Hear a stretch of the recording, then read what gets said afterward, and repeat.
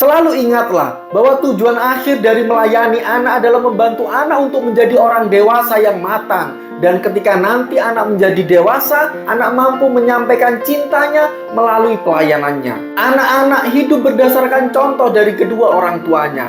Ketika anak-anak melihat orang tuanya melayani anaknya, melayani keluarganya, melayani mereka yang satu rumah dengannya, maka saat itulah anak-anak belajar bagaimana melayani orang lain. Sehingga kelak ketika dewasa, anak-anak akan mampu menunjukkan cinta melalui pelayanan kepada keluarganya, pelayanan kepada pasangannya, dan mampu melayani sesamanya, mampu melayani orang-orang yang ada di sekitarnya yang membutuhkan bantuannya. Itulah kutipan yang saya ambil dari buku The 5 Love Language of Children, 5 bahasa kasih untuk anak, yang ditulis oleh Gary Chapman dan Ross Campbell. Pada video kali ini saya akan merangkum 3 hal penting yang harus kita perhatikan sehingga layanan yang kita berikan kepada anak saat kita melayani anak sebagai ungkapan cinta akan menjadi teladan bagi anak, akan menjadi contoh bagi anak, sehingga anak kelak akan mampu melayani dirinya sendiri, mampu melayani keluarganya,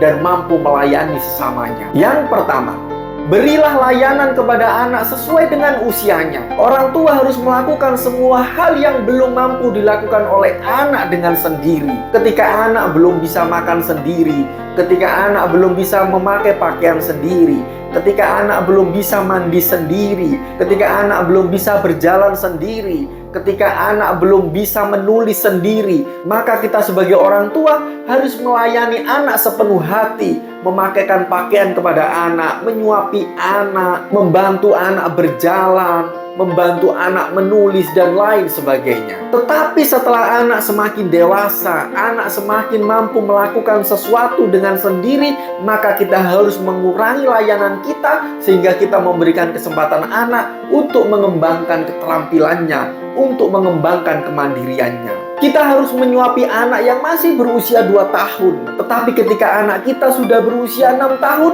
sudah tidak seharusnya lagi kita selalu menyuapi anak.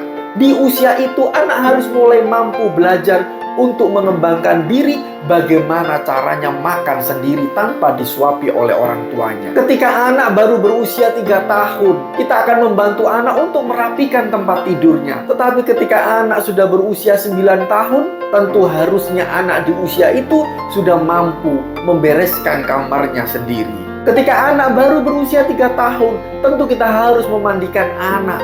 Tetapi ketika anak sudah berusia 10 tahun, harusnya anak sudah mampu untuk mandi sendiri.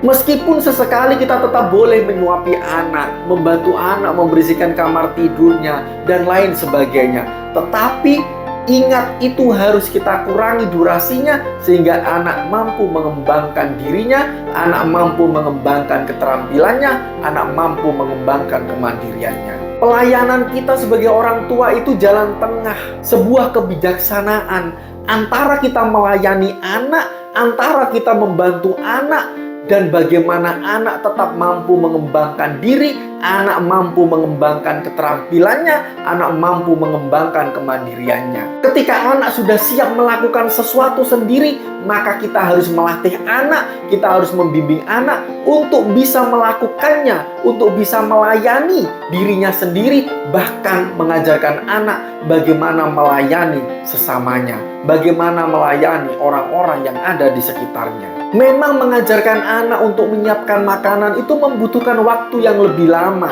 daripada kita siapkan makan sendiri, taruh di meja makan, kemudian meminta anak untuk makan. Tentu ini akan membutuhkan waktu yang lebih cepat. Tetapi ketika kita tidak hanya berurusan dengan makan, tetapi kita mengingat bahwa kita juga menyiapkan anak untuk menjadi orang dewasa yang mampu melayani dirinya sendiri, bahkan mampu melayani orang lain, maka kita akan melakukan yang terbaik untuk anak, untuk melatih anak menyiapkan makanannya sendiri, sehingga anak mampu melayani dirinya sendiri.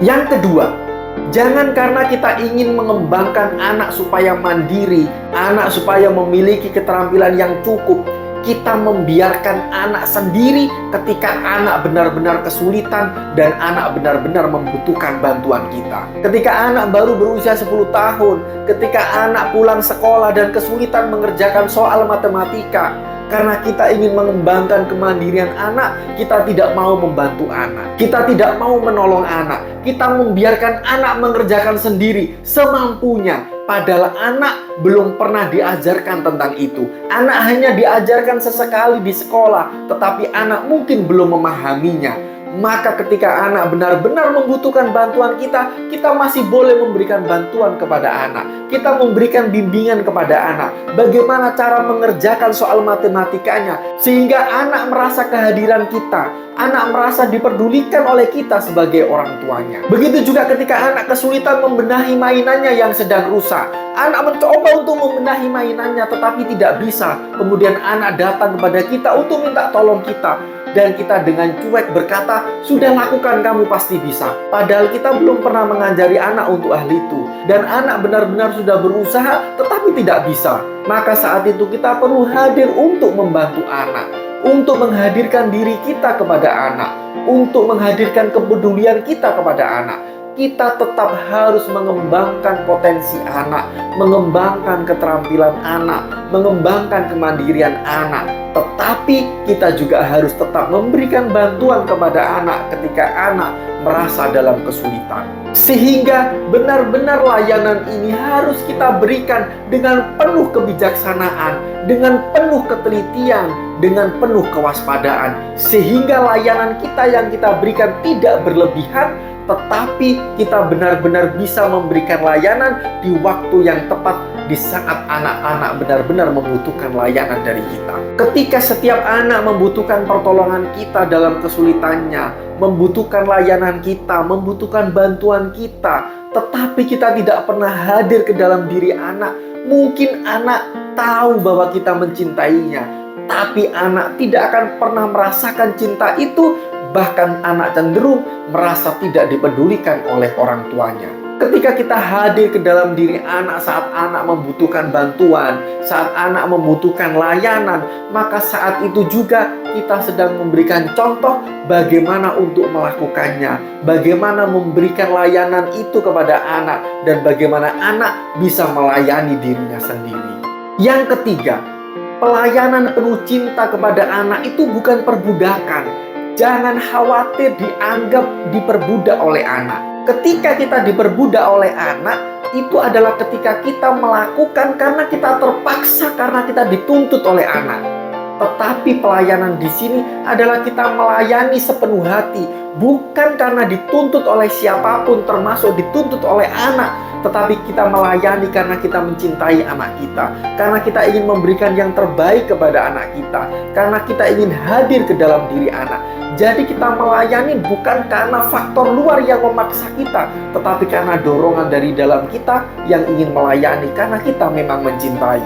Jadi kita memberikan layanan kepada anak itu sebagai hadiah, karena kita ingin memberikannya memang secara cuma-cuma kepada anak. Kita memberikan layanan atas kesadaran kita sendiri, bukan paksaan dari manapun, termasuk paksaan atau tuntutan dari anak. Ketika orang tua melayani anak dengan rasa benci dan rasa kesal, mungkin kebutuhan anak secara fisik akan terpenuhi, tetapi perkembangan emosional anak pasti akan terhambat.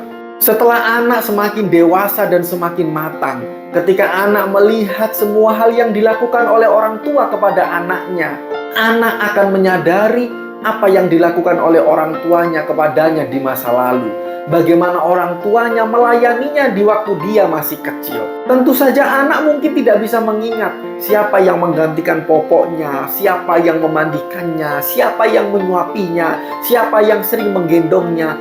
Tetapi ketika melihat orang tua melayani anaknya sedemikian rupa, maka anak itu akan merasakan bahwa dulu dia juga menikmati pelayanan seperti itu.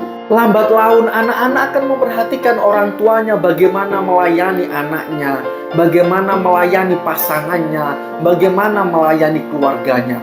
Maka dari situlah anak akan belajar melayani. Bagaimana anak melayani anggota keluarganya yang sakit, bagaimana anak membantu orang lain yang sakit, bagaimana anak memberikan sedikit rezekinya kepada orang lain untuk membantu orang tersebut. Ketika anak belajar melayani dari orang tuanya yang melayani dirinya dan melayani orang lain, maka ketika anak melayani orang lain, anak akan merasakan kebahagiaan di dalam dirinya. Anak akan merasakan kebahagiaan saat menolong orang lain. Anak akan merasakan kebahagiaan saat melayani lingkungan sekitarnya. Anak akan merasakan kebahagiaan saat melayani sesamanya.